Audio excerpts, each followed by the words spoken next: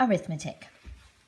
Matilda longed for her parents to be good and loving and understanding and honourable and intelligent. The fact that they were none of these things was something she had to put up with. It wasn't easy to do so, but the new game she had invented of punishing one or both of them each time they were beastly to her made her life more or less bearable. Being very small and very young, the only power Matilda had over anyone in her family was brain power. For sheer cleverness she could run rings around them all. But the fact remained that any 5-year-old girl in any family was always obliged to do as she was told, however asinine the orders might be. Thus she was always forced to eat her evening meals out of TV dinner trays in front of the dreaded box. She always had to stay alone on weekday afternoons, and whenever she was told to shut up, she had to shut up.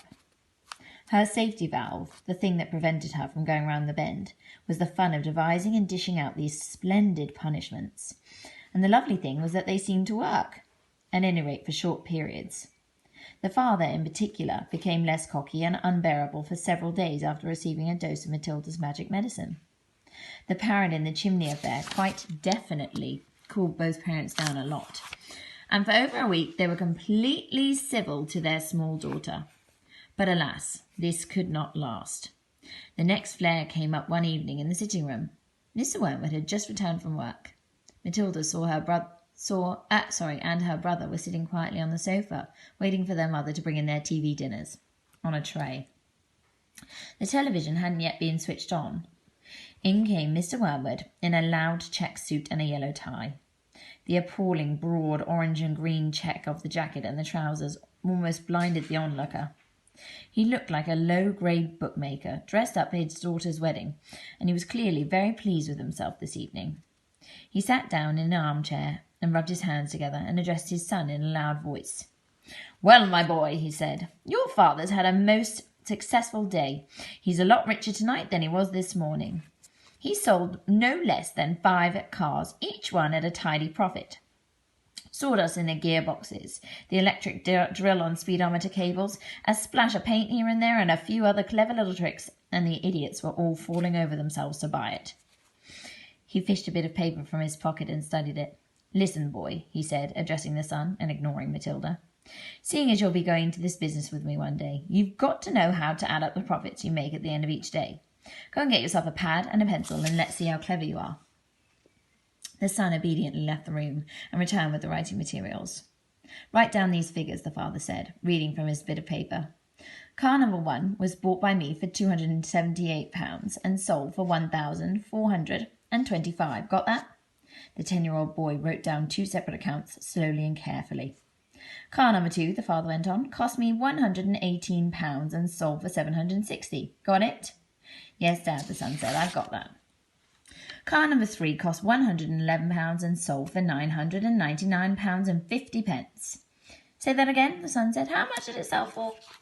£999.50, the father said. "And that, by the way, is another of my nifty little tricks to diddle the customer. Never ask for a big round figure. Always go just below it. Never say £1,000, always say £999.50. Sounds much less, but it isn't. Clever, isn't it?"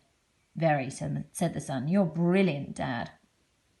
"Car number 4 cost £86. A real wreck that was, and it sold for £699.50.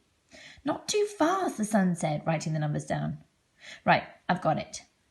Car number 5 cost £637 and sold for £649.50. Got all those figures written down, son?" "Yes, Daddy," the boy said, crouching over his pad and carefully writing. "Very well," the father said. "Now work out the profit I made on each of the 5 cars and add up the total. Then you'll be able to tell me how much money your brilliant father made altogether today." "It's a lot of sums," the boy said. "Of course it's a lot of sums," the father answered. "When you're in big business like I am, you've got to be hot at stuff like arithmetic. I mean, I've practically got a computer inside of my head. It took me less than 10 minutes to work the whole thing out." "You mean you did it in your head, Dad?" the son asked, goggling. "Well, not exactly," the father said. "Nobody could do that, but it didn't take me long. When you're finished, tell me what you think my profit was for the day. I've got the final total written down here, and I'll tell you if you're right."